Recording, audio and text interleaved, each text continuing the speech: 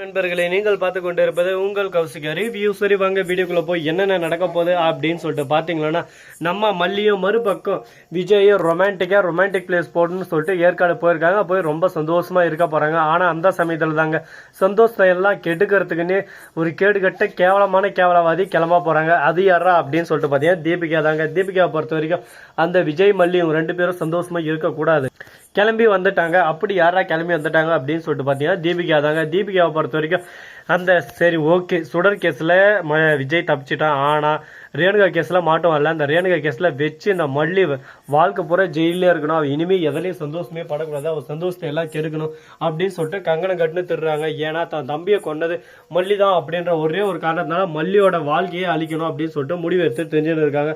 இவங்க யோசிக்கிறதெல்லாம் பார்த்தா நமக்கே ஒரு பக்கம் பயமாவும் இருக்கு, பதட்டமாவும் இருக்கு. என்னடா இந்த அளவுக்கு ஒரு பக்கம் கேவலமா இறங்கி வேலை செய்யறாங்களே, இவங்களை பொறுத்த வரைக்கும் யாரு குற்றவாளியா அப்படின்னு சொல்லிட்டாலாம் இவங்களுக்கு இது இல்லை.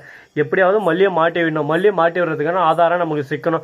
அதுக்கு எந்த எல்லைக்கு வேணாலும் நம்ம போகலாம், எப்படி வேணாலும் போயிட்டு ஆதாரத்தை திருட்டலாம் அப்படின்னு சொல்லிட்டு ஒரு முடிவில் இருக்காங்க. இப்போ என்னதான் பண்ண போறாங்க, ஏதான் பண்ண போறாங்க, அடுத்து என்னென்ன நடக்க போகுது அப்படின்ற சுவாரஸ்யம் நிறைந்த விஷயங்களை தான் நீங்க இந்த வீடியோல பார்த்து தெரிஞ்சுக்க போறீங்க. சரி, இப்படியெல்லாம் ஒரு பக்கம் போயின்னு இருக்க, மறுபக்கம் என்ன நடக்குது அப்படின்னு சொல்லிட்டு பாத்தீங்கன்னா தலைவன் கதிரேசன் இருக்கார்ல, அவர் வந்து தீபிகாவுக்கு ஃபோன் பண்ண எங்க மேடம் இருக்கீங்க அப்படின்னு சொல்லிட்டு கேட்குறாங்க. நான் எங்கேயோ இருக்கிறேன், உங்களுக்கு என்ன வேணும் அதை சொல்லுங்கன்னு சொல்லிட்டு சொல்ல, மல்லிக்கு எதிரான ஆதாரம் கேட்டிருந்தீங்களா, என்கிட்ட ஒரு எவிடன்ஸ் இருக்கு அப்படின்னு சொல்லிட்டு சொல்றாங்க. என்ன எவிடன்ஸ் அப்படின்னு சொல்லிட்டு கேட்குறாங்க. இந்த மாதிரி மல்லி அன்னைக்கு எங்க போனா, எத்தனை மணிக்கு போனா, எப்போ போனா அப்படின்ற சிசிடிவி கேமராவை நான் எடுத்துட்டேன், அவங்க போனதுக்கான எல்லா ஆதாரமும் என்கிட்ட இருக்கு அப்படின்னு சொல்லிட்டு சொல்றாங்க. இது கேட்டதும் வாவ் சூப்பரையா கதிரேசா செம்ம வேலை செஞ்சிருக்க, இது ஒன்று போதியா மல்லியை வச்சு ஆட்டி படைச்சிடலாம் அப்படின்னு சொல்லிட்டு சொல்லிருக்க. உடனே விஜய் அந்த டைம்ல எங்க இருந்தாரு அப்படின்றதுக்கான ஆதாரமும் என்கிட்ட இருக்குன்னு சொல்லிட்டு சொல்லிடுறாங்க. ஓகே, இது ஒரு நல்ல விஷயமா தான் இருக்கு. ஏன்னா போஸ்ட்மார்டம் ரிப்போர்ட்ல எத்தனை மணிக்கு இறந்தாங்க, எப்போ இறந்தாங்க அப்படின்ற எல்லா பதிவும் ஒரு பக்கம் இருக்கும். அதனால எந்த ஒரு பிரச்சனையும் இல்லை. இனிமே நல்லது மட்டும்தான் நடக்கும், கவலையே இல்லை அப்படின்னு சொல்லிட்டு ஒரு சந்தோஷத்துல இருக்காங்க. ஆனா நடக்குமா நடக்காதா, அடுத்து என்ன நடக்க போகுது, நிச்சயம் இல்லாத அந்த வாழ்க்கையில என்னடா இவ்வளவு பிரச்சனை, ஒரு பக்கம் பிரச்சனை, கஷ்டம், நஷ்டம், துக்கம், துயரம், எப்பா இதெல்லாம் பார்க்கும்போது ஒரு பக்கம் மண்டையே அப்படியே சும்மா வெறிச்சோடு போயிடுது, ஒரு பக்கம் டென்ஷன்ல மண்டை அப்படியே சூடாகுது ஒரு பக்கம். சரி முடிஞ்சுதான் முடிஞ்சிருச்சு, இதுக்கப்புறம் இதை பத்தி நம்ம பேச தேவையில்ல, இதுக்கப்புறம் புதுசா தினசா ஃப்ரெஷ்ஷா ஆரம்பிக்கலாம் வாங்க. சரி, இது மட்டும் இல்லாம அதே சமயத்துல மறுபக்கம் என்ன நடக்குது அப்படின்னு சொல்லிட்டு பாத்தீங்கன்னா கரெக்டா நம்ம தலைவன் கதிரேசன் இருக்காருல்ல, அவரு வந்து கொந்தளிச்சுன்னு இருக்காரு. என்னடா இது கதிரேசனுக்கு இப்ப என்னடா பிரச்சனை அப்படின்னு சொல்லிட்டு பாத்தீங்கன்னா விஜய் கிட்ட போய் சொல்றாரு. கதிரேசனுக்கு என்னதான் பிரச்சனை அப்படின்னு சொல்லிட்டு பார்த்தா கதிரேசனுக்கு எப்படியாவது விஜய் மல்லி சந்தோஷமா இருக்கக்கூடாது, ஏன்னா அவங்க அனிமன் போயிருக்கிற மாதிரி தான். அந்த இடத்துக்கு நம்ம நாகு தான் எப்படியான கூட்டின்னு போயிட்டு விஜய மறுபக்கம் மல்லியும் சேர்த்து வச்சிடணும். ஏன்னா அவங்க ரொம்ப பிரிவிலே இருக்காங்க. அவங்க ரெண்டு பேரும் இணைச்சு ஒரு புதுசா இந்த வீட்டுக்கு ஒரு குழந்தைய கொண்டு வரணும் அப்படின்னு சொல்லிட்டு ஒரு ஆசையில போயிருக்காங்க. இது நடக்குமா நடக்காதா, இவங்களோட சூழ்ச்சிகளால் இது எல்லாமே முறியடிக்கப்படுமா அப்படின்னு சொல்லிட்டு பல கேள்விகள் மனசுக்குள்ள ஓடிக்கிட்டு தான் இருக்கு. இந்த கேள்விகளுக்கான பதில் கிடைக்குமா கிடைக்காதா அப்படின்னு சொல்லிட்டு பொறுத்து வந்து பார்த்தா தெரிய போகுது. சரி, இந்த மாதிரி எல்லாம் ஒரு பக்கம் பிரச்சனைகள் போயின்னு இருக்கா, மறுபக்கம் என்ன நடக்க போகுது அப்படின்னு சொல்லிட்டு பாத்தீங்கன்னா எந்த பிரச்சனையா இருந்தாலும் எதிர்க்கணும், ஃபர்ஸ்ட் எதிர்த்து போராடணும், போராடி நிக்கணும். நாம எந்த ஒரு விஷயத்திலே போராடாமே ஒரு பக்கம் ஐயோ இப்படி நடந்துருமோ, ஐயோ அப்படி நடந்துருமோ, ஜெயிக்க முடியாதோ அப்படின்னு சொல்லிட்டு பயத்தோடையும் பதட்டத்தோடய நம்ம விட்டு போனோம், எல்லாமே ஒரு பக்கம் ஒரே அடியா டாப் சைட்டு போயிருங்க. அதனால எந்த ஒரு விஷயத்தையும் நம்பாம நாமளே இறங்கி களத்துல நின்று செஞ்சாகணும். அப்படி இப்ப என்ன பண்ண போறாங்க, ஏது பண்ண போறாங்க அப்படின்னு சொல்லிட்டு பாத்தீங்கன்னா அதுக்கு முன்னாடி நம்ம வெண்பா குட்டியை ஒருத்தர் கடத்த போறாங்க. நம்ம விஜயும் மல்லியும் உட்காந்து ரெஸ்டாரண்ட்ல சாப்பிட்டு இருக்காங்க. அந்த சமயத்துல திடீர்னு ஒருத்தர் இந்த மாதிரி தாங்க திடீர்னு வராரு. வந்த உடனே பாக்குறாரு, வெண்பாவை பார்த்தது ஓஹோ இந்த குழந்தை தானே அந்த குழந்தை அப்படின்னு சொல்லிட்டு யோசிக்கிறாங்க. அந்த வெண்பாவை கடத்தியே தரணும் அப்படின்னு சொல்லிட்டு ஒரு முடிவு எடுக்கிறாங்க. எதனால அப்படின்னு சொல்லிட்டு பாத்தீங்கன்னா வெண்பாவை கடத்தினா அவன் மூலியமா நமக்கு 50 லட்சம் கிடைக்கும் அப்படின்னு சொல்லிட்டு ஒரு ஆசையில் இருக்காங்க.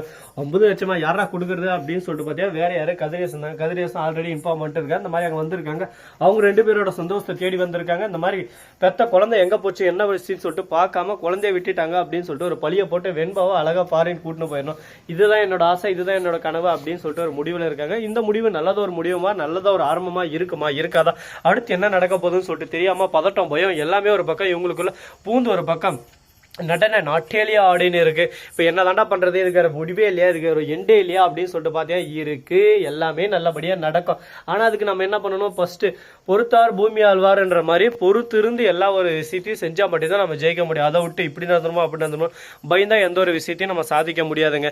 சரி, இப்ப அடுத்து என்ன பண்ண போறோம், ஏது பண்ண போறோம் அப்படின்னு சொல்லிட்டு பாத்தீங்கன்னா நம்ம வெண்பா குட்டி இருக்காங்களா, அவங்க இருந்து போயிட்டு கை வாஷ் பண்ணலாம்னு சொல்லிட்டு போறாங்க. அந்த சமயத்துல அந்த ரவுடி வந்து வெண்பாவை அலேக்கா தூக்கினா அங்கிருந்து குட்டு குட்டு குட்டு குட்டு குட்டு குட்டுன்னு ஓடிடுறான் ஒரு பக்கம். உடனே வெண்பா வெண்பான்னு எல்லா தாளும் தேட ஆரம்பிக்கிறான். ஆனால் வெண்பா எங்கேயும் காணும். என்னடா ஆச்சு வெண்பாவுக்கு, வெண்பா கிடைப்பாங்களா மாட்டாங்களா, அடுத்து என்ன நடக்க போகுது அப்படின்னு சொல்லிட்டு பரபரப்பான ஒரு கேள்வியோட தான் போயின்னு இருக்கு.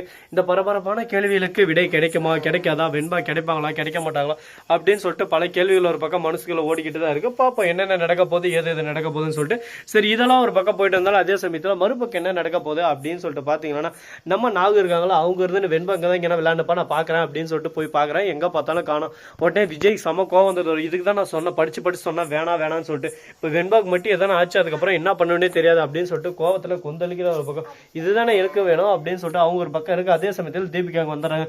என்ன விஜய் வெளியே வந்ததும் அப்படியே சும்மா அனிமன் கொண்டாடுறீங்க போல, வெண்பாக்கடா எங்கே போனா என்னன்னு சொல்லிட்டு பார்க்காம சந்தோஷமா இருக்கீங்க போல அப்படி இப்படின்னு சொல்லிட்டு கேள்வி கேட்குறாங்க. இது எல்லாமே உன்னோட சதி வேலை தானா, நீ பண்ண சதி திட்டம் தானா அப்படின்னு சொல்லிட்டு கேள்வி கேட்க ஆரம்பிச்சதும் என்ன பேசுறது ஏது பேசுறதுன்னு சொல்லிட்டு தெரியாம திருவிழாக்கான போன மாதிரி முழிச்சுன்னு இருக்காங்க.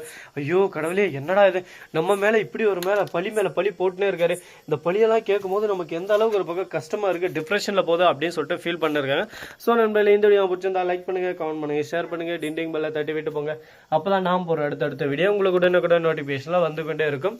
மிக்க நன்றி. தேங்க்ஸ் ஃபார் வாட்சிங். Tata, see you. நன்றி, வணக்கம், வந்தனம், வருக தருக.